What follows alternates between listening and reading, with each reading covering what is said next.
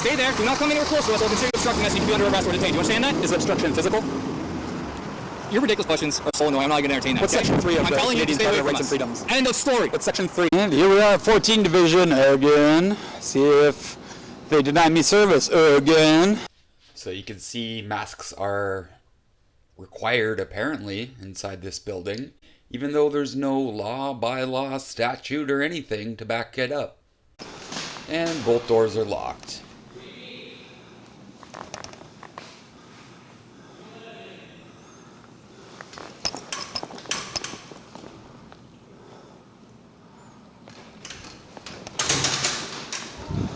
Hello. First of all, the sign on the front door, I thought all Toronto mask mandates were over. Sorry? I thought all Toronto mask mandates were over. They may be, but we're still allowed within the city of Toronto, within a police facility, to recommend masking. But if you feel Is it recommended or required? it's not required, you can take your mask off. Okay, great. I'd like to make a media request. Media request for what? For radio, 911, and body camera. Okay, so you have to do that for Freedom of Information request. No, that's just for the general public, but media can make additional requests. You have to do that through headquarters, so you can't make a media request because I can't release that information. Okay. Can I file a complaint here? Yeah, what would you like to complain? Officer P. Millar Okay. denied me my right to protest, quoted an invalid bylaw, and when reading the bylaw, instead of saying continuous, it was a continuous noise, he just said instead of continuous. So he knew the bylaw didn't apply to what I was doing, but didn't correct his mistake. And then on my next encounter with him, he threatened me with an indictable offense. He threatened you with an indictable offense? What did he threaten? Obstruction. Okay. So that's, He threatened to arrest you for an indictable. he did, yeah. Yeah, because I was exercising my Section 2B right, unfortunately. Section 2. You don't know, Section 2 of the Charter of Rights and Freedoms. Yeah, Section 2B. That, rights are, that's where the rights are contained, so I thought it would go without saying. So if I could write an official complaint on that, get it stamped and returned, that'd be great. Yeah, so would you like to file an OYPRD complaint? Is that what you're requesting? Sorry, say that again? An OYPRD complaint? Sorry. That's okay. So the Office of Performance of Police Independent Review. Okay. Is that what you'd be requesting? I think administrative complaint would be better at this time. Okay. So my best recommendation would be one of two things. We have a divisional complaints coordinator. He's a detective. That's his sole purpose is to take these sorts of complaints. Here at 14 Division? Yeah. He doesn't work on the weekends. He works Monday to Friday. Okay. So you're Can I get his name? Yeah, I can absolutely give you his name and I can give you his email address. Great. You can write your complaint in an email. I prefer to do it in person just so I know it's received. So in that case, if you'd like to do it in person, what I would recommend is that you contact the detective, set up a time to meet with them, and then you can take your complaint, which is, rather than you having to relay your story repeatedly over and over and over again, is Sure. probably the most seamless way to do that. Great. So why don't I I'll just go confirm his email address, I'll come back, I'll write it down for you. Thank you very much. And can you tell me about the obstruction law? Because I've had multiple 14 Division officers threaten me with obstruction for exercising my rights. So I'm wondering if it's a systematic issue. Rather than just refer to You could call me Whoosh. It's Whoosh, W-O-O-S-H. It's not my real name, but it's better than right here that we get from a lot of police officers when we ask their name. And you are?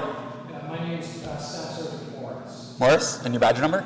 99470. Sergeant? I thought that... Staff Sergeant. Okay. Yeah, okay. Yeah, that's cool. So, Obstruction, in relation to obstruction, it's hard for me to give you a true answer related to obstruction without knowing all of the circumstances. And I don't want to assume, but okay, so say somebody was detained for an investigative purpose, and the officer insists that the citizen give their name, and the citizen repeatedly asks, "What crime do you suspect me of committing?" And the officer will give no crime. Would it be obstruction to continue to not give your name? So it's obstruction if you are willfully not complying with your obligation to give your name if you're being investigated for a criminal offense. But when am I obligated? Am I obligated before the officer has articulated reasonable suspicion or probable cause? So I would argue that the minute the officer makes the request, I would also say that it would be beneficial for you and the officer could go into that articulation with you. The problem is, again, not knowing all of the circumstances, is that in the moment of that interaction, it could be difficult for the officer to outline all of the facts or reasonable grounds that led them to believe that you're committing an obstruction. And again, for me to answer that question without knowing what you were doing, why they investigated you, why they detained you, without knowing all Okay, so you think it would be obstruction in your opinion in some circumstances if you don't give your name before the officer has fulfilled his obligations under Section 10A? Okay. Right, so it's a systematic issue with this division. We're clear on that. I think what's problematic is that just listening to you kind of talk about a little bit of what's happened to you, and I appreciate. Yeah, this is a separate issue that I haven't. Yeah, and that's fine, but just trying to understand your frustration with the process and listening to you talk about your interaction with the police, I can understand how that's frustrating for you. Do you know Section 10A or the responsibilities a police officer has under Section 10A of the Charter? Of the charter? Yeah. Why don't you explain what your understanding is? I'm wondering if you know what the responsibilities of a police officer are under Section 10A of the Charter of Rights and Freedoms. Well, I would assume, and I won't claim to quote the charter, but it's our duty to inform you why you're being detained and when it's reasonable to do that. Exactly. Great. I appreciate that. So, but again, I'm not saying that officers did or didn't do that. Circumstantially, part of the reasonableness of giving you that articulation depends on what's happening at the time. Sure. Okay? And that can be, everybody is entitled to a different opinion of what's reasonable and what's, and I understand, as I said, your frustration with how you felt you were dealt with. And like I explained, the best course of action for you would be to speak directly with Detective Watson. Watson? I will do so. Great. I appreciate that. Hey, it's a lot better than last time I was here when I was denied service. So, yeah, it's a big improvement. Thank you, Mr. Morris. You know, if I'm being honest, it can probably come off as confrontational, just the way. Oh, I wasn't wearing this. I wasn't wearing this last time I was here. Or with my interaction with Millar, I wasn't wearing this either. Okay. So just give me a second, just to confirm Detective Watson's email address, and I'll write it down for you. I'll make sure you've got my name and badge number as well. I appreciate it. Thanks. You can just hang out here for a minute. I won't be too long. I appreciate it. Thank you. Yes.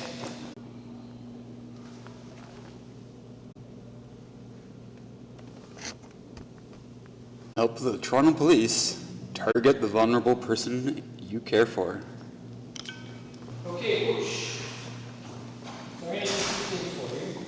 This is Detective Watson is our unit complaints coordinator. Great. I'm just going to let you know as well, just because I see that you have a number of cameras on, I don't know if they're operating or not, but in the interest. Yeah, this one's got a red light on it, so Okay, it's so in operating. the interest of transparency, I'm having this officer record with his body-worn camera. Oh, just so great. everything's on the up and No, I up. love it. Okay, so Detective Watson is our unit complaints coordinator. This is the general mailbox for the division, and I would just put your email to his attention, okay? Okay. That's my name, my badge number, my rank is Staff Sergeant, that's for you. In the event that you should choose, this one's in the language. 99470. That's my badge number, so yes. Are you aware of nationwide protests today? I have not, actually. People across Canada are compelling their police to arrest everyone involved in the unconstitutional mandates that have injured and killed many people. So will you guys be arresting Chrystia Freeland or Justin Trudeau next time you see them? I have no idea when I might against either of those people. Again, they don't generally run in the same circles as me. Well, Christia Freeland's constituency office isn't too far from here. Yeah. Even though she's only been there twice since she was elected. Yeah. Sorry, I interrupted. No, that's okay. Oh, you got a whole booklet. Well, it's the biggest booklet I can find. Must be a complicated process if you got that big of a booklet. No, it's actually just a pretty simple guide, but should be a form there in English for the OIP. Yeah, it looks like it's just in Hindi, in Arabic.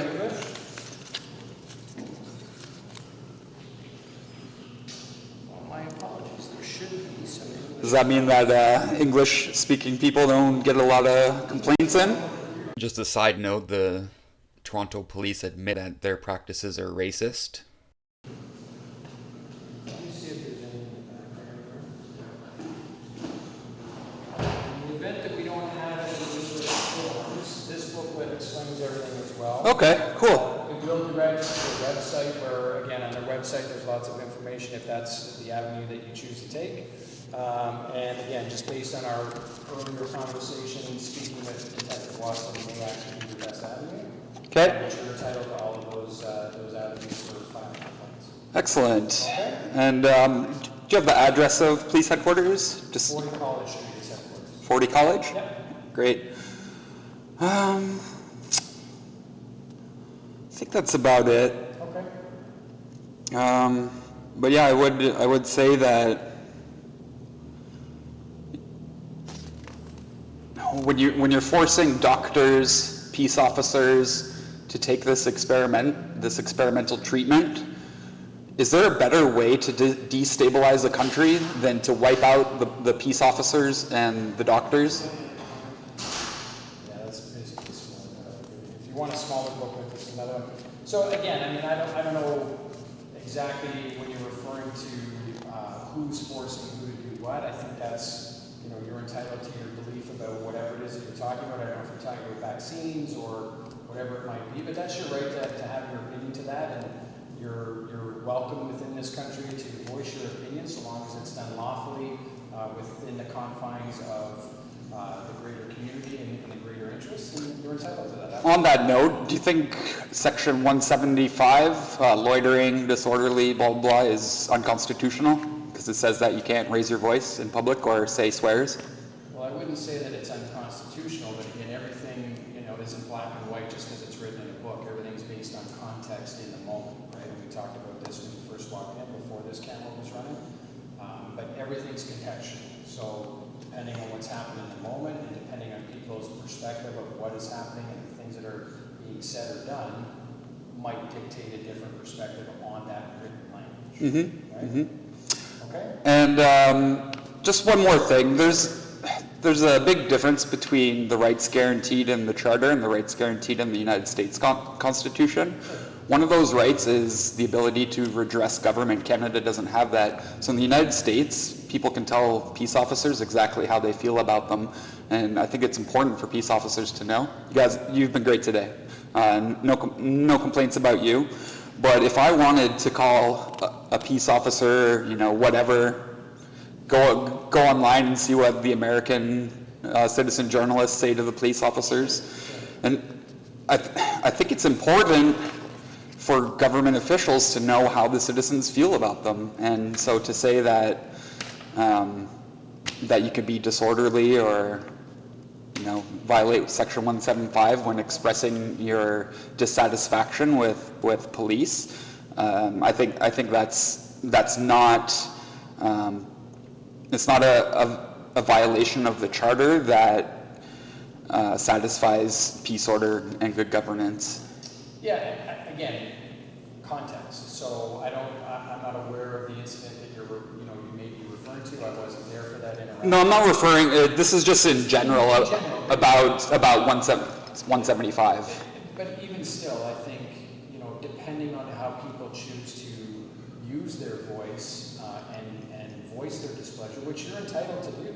No, we're not. We're not. We have no right to redress government in Canada. It's not. It's nowhere in the Charter. So I don't know about redressing government, but your comment about voicing your opinion about a government official, a police officer, or whatever, you're entitled to your opinion of how a service is delivered, whether it's a policing service, ambulance service, government service. You're entitled to your opinion. You're entitled to voice your opinion. You're not entitled to voice your opinion.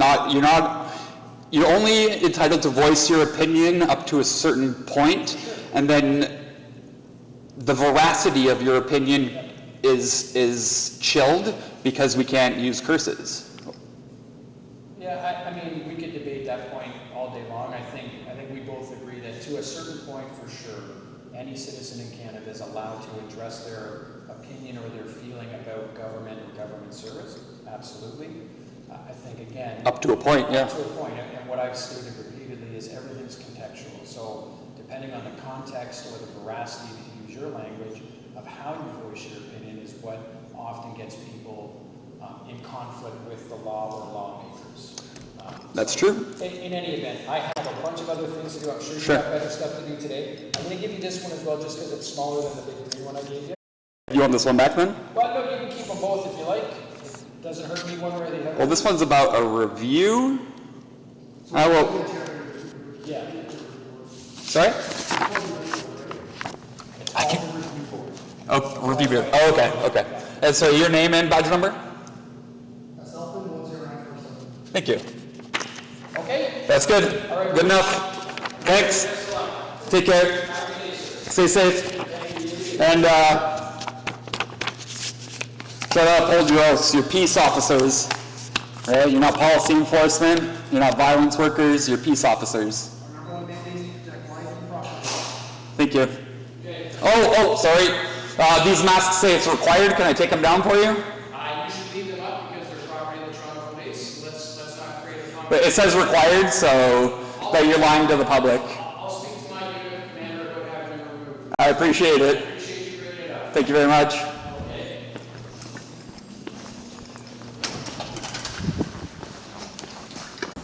Well, they seem pretty helpful. Didn't have an issue with Section 2B. Gave me the information that I needed, I guess, to some point. But yeah, a lot better interaction this time than any other interaction with 14 Division. Stay strong, citizens. Fuck Justin Trudeau. Fuck Justin Trudeau. Freedom is a must. Freedom is a must. All the time, you know?